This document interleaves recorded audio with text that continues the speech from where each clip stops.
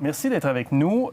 On vous invite parce que vous connaissez bien le monde du divertissement, Las Vegas notamment, le sport, la mode, le baseball qui est annulé. À Montréal, il devait y avoir 2 matchs, les Blue Jays contre les Yankees de New York.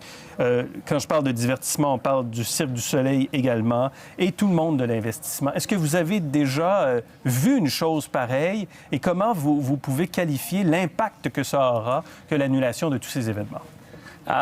Malheureusement, c'est des mots nécessaires, je pense, pour la prévention de propagation de virus. Donc, je pense que le premier ministre Legault, ainsi que des autres leaders, puis des autres hommes et femmes en charge, ont fait des bonnes décisions. Donc, mais quand même, c'est difficile. On pense de sport, on pense de la Ligue nationale de hockey, mais on ne pense pas des travailleurs, des personnes qui travaillent dans les arénas.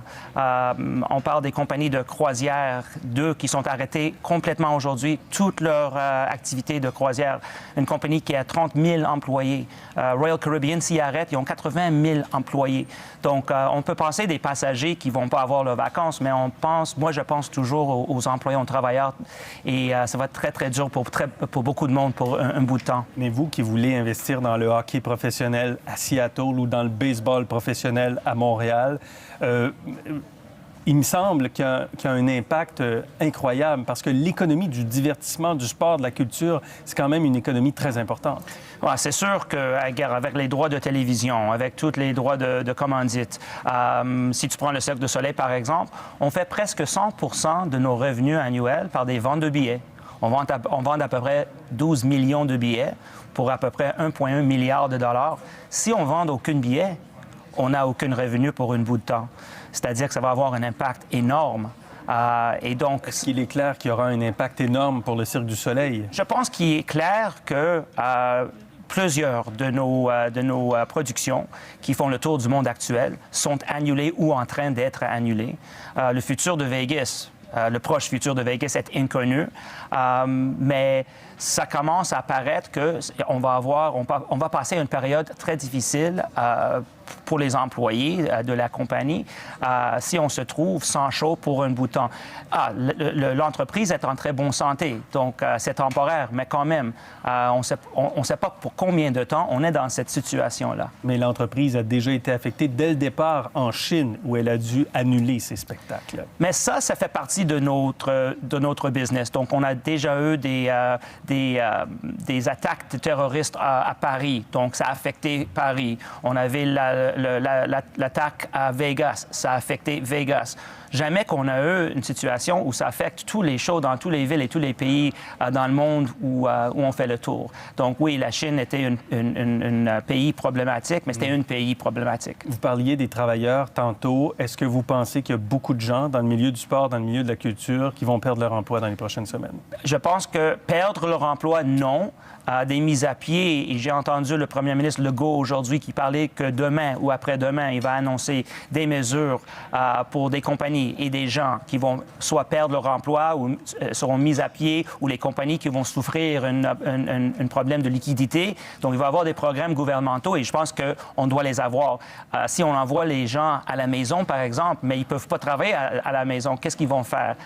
Si tout le monde reste à la maison, qu'est-ce qui va arriver avec tous les restaurants, avec tous les magasins? Donc, le monde affecté, il peut en avoir beaucoup. Comment vous réagissez face à la décision du président Trump, par exemple, de fermer la frontière aux Européens? Certains disent que sur le plan de la santé publique, il faut le faire. D'autres ne sont pas d'accord avec ça. Sur le plan économique, à court terme, il y a un effet. C'est très, très clair. Mais vous, comme homme d'affaires, qu'est-ce que vous en pensez? Bien, je vais laisser ça aux médecins. Donc, je ne peux pas dire que le président Trump a fait sa décision sur la base des conseils des médecins. C'est sûr que ce n'est pas un virus européen. Maintenant, c'est un virus qui est partout, dans presque tous les pays dans le monde. Donc, on doit tous suivre les prudences qui nous sont émises à tous les jours par les médecins.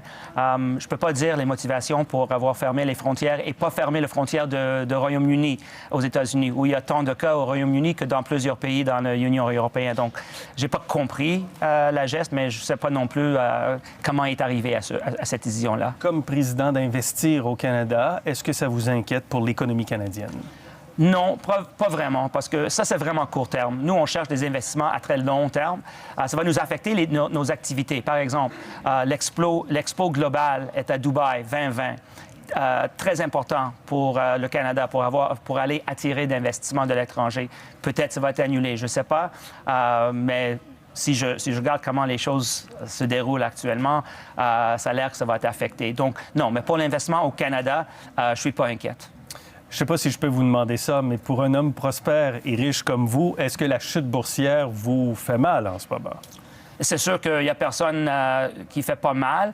Ça représente aussi une opportunité. Si on regarde dans l'histoire, dans l'historique, les chutes comme aujourd'hui, ça représente des opportunités.